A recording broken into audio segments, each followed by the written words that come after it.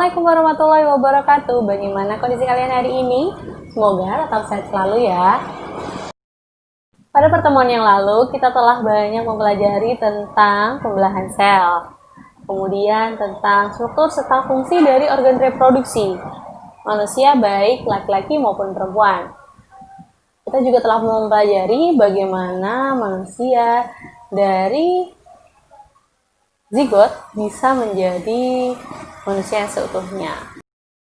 Nah, setelah kita mengenali tentang fungsi dari organ-organ reproduksi kita, tentunya kita juga harus menjaga bagaimana organ reproduksi tersebut tetap sehat. Reproduksi manusia sendiri rawan terhadap penyakit serta kelainan. Nah, pada pertemuan ini nanti kita akan mempelajari kelainan serta gangguan pada sistem reproduksi, serta bagaimana sih cara mencegahnya.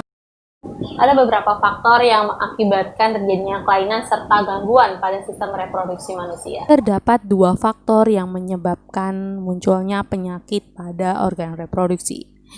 Yang pertama, tentang kebersihan organ reproduksi, dan yang kedua adalah perilaku seks bebas dan penggunaan obat-obat terlarang.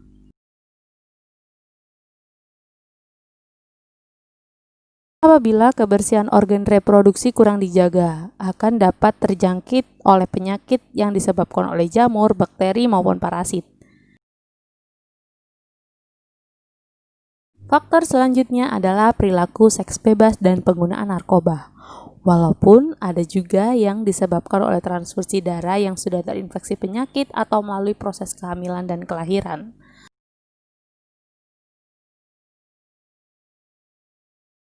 Nah, ini adalah penyakit yang tidak asing mungkin kita dengar, yaitu HIV atau AIDS. HIV ini adalah sebuah virus, sebuah penyakit yang berasal dari Human Immunity Virus. Human Immunodeficiency Virus akan menyerang sistem imunitas atau kekebalan tubuh penderita. Penyakit ini lebih dikenal dengan AIDS atau Acquired Immunodeficiency Syndrome.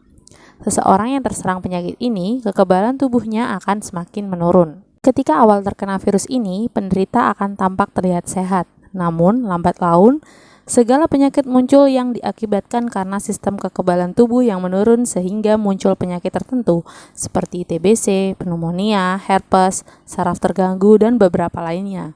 Untuk memastikan seseorang positif HIV atau AIDS, perlu dilakukan pemeriksaan banyak sel T atau sel darah putih pada sistem imunitas. Saat ini belum ditemukan vaksin pencegahannya dan belum ada obat-obatan yang diandalkan untuk mengatasi HIV atau AIDS. HIV dapat ditularkan dari orang tua yang terinfeksi ke anaknya melalui transfusi darah yang terinfeksi. Penyakit ini ditularkan akibat gaya hidup yang tidak baik seperti pergaulan bebas dan penggunaan obat-obatan terlarang.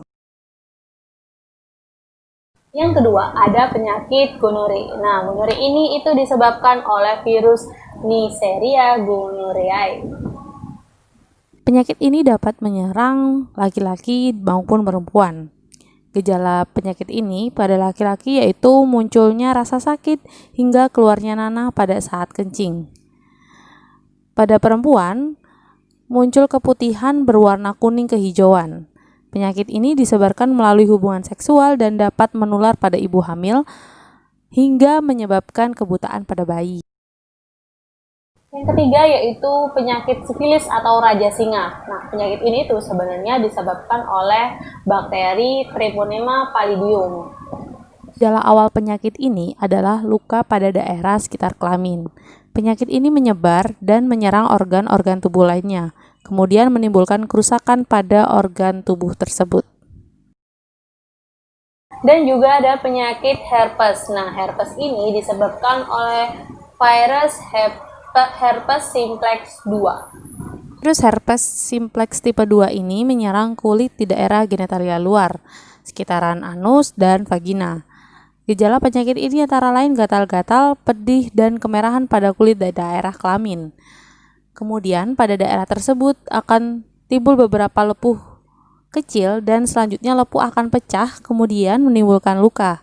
Penyakit herpes sulit sekali sembuh dan sering kambuh beberapa bulan atau tahun.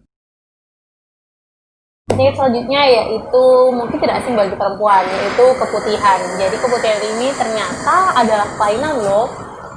Keputihan yaitu penyakit kelamin yang terjadi pada perempuan dengan ciri terdapat cairan berwarna putih kekuningan atau putih keabu-abuan pada bagian vagina.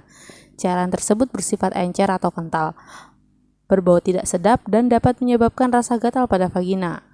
Penyakit yang disebabkan oleh jamur Candida albicans ini merupakan bakteri, virus, dan parasit. Penyakit ini dapat terjadi apabila bagian vagina dan sekitarnya kurang dijaga dengan baik.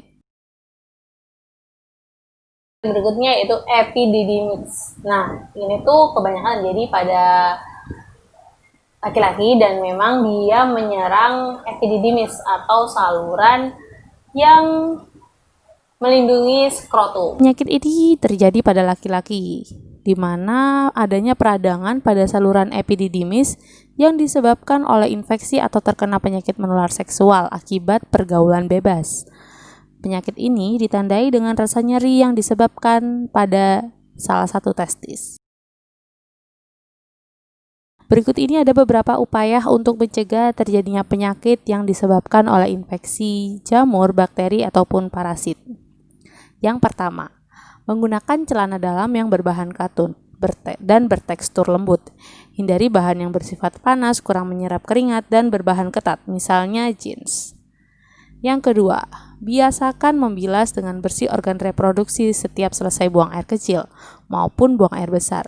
Selanjutnya, keringkan sisa air yang masih menempel di kulit dengan menggunakan tisu atau handuk hingga benar-benar kering. Ini akan dapat mengurangi risiko terjadinya infeksi oleh jamur pada bagian organ reproduksi. Ketiga, mengganti celana dalam minimal 2-3 kali sehari. Keempat, memotong rambut yang ada di daerah organ reproduksi apabila sudah panjang, karena apabila terlalu panjang akan menjadi sarang kuman. Yang kelima, bagi kamu perempuan apabila sedang mengalami menstruasi, gantilah pembalut sesering mungkin. Pada saat aliran darah banyak, kamu dapat menggantinya minimal 5 hingga 6 jam sekali. Darah yang tertampung pada pembalut bisa menjadi media tumbuhnya kuman penyebab infeksi. Yang keenam, bagi kamu perempuan, hindari menggunakan sabun pembersih daerah kewanitaan dan panty liner secara terus-menerus. Penggunaan sabun pembersih daerah kewanitaan akan mengubah pH vagina dan akan membunuh bakteri baik dalam vagina. Selanjutnya akan memicu tumbuhnya jamur. Yang ketujuh, upaya pencegahan penyakit sistem reproduksi. Manusia harus rajin berolahraga dan banyak mengkonsumsi buah dan sayur. Selain bermanfaat bagi kesehatan, juga dapat mencegah terjadinya infeksi organ reproduksi oleh jamur. Faktor selanjutnya adalah perilaku seks bebas dan penggunaan narkoba. Walaupun ada juga yang disebabkan oleh transfusi darah yang sudah terinfeksi penyakit atau melalui proses kehamilan dan kelahiran. Agar kamu dapat mencegah terjadinya penyakit pada sistem reproduksi yang disebabkan oleh faktor tersebut, kamu harus dapat menjaga pergaulan dan memilih gaya hidup yang sehat agar tidak terjebak pada seks bebas.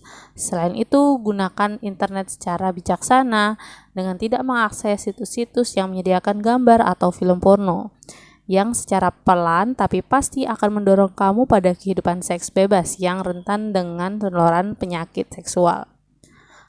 Hal lain yang dapat kamu lakukan adalah menjauhkan diri dari pergaulan dengan narkoba, karena ini merupakan cara lainnya yang dapat menjadikan kamu penderita penyakit seksual. Gunakan waktu luangmu untuk menyalurkan hobi dan kegiatan positif sehingga kamu dapat lebih berprestasi dan terhindar dari pergaulan tidak sehat.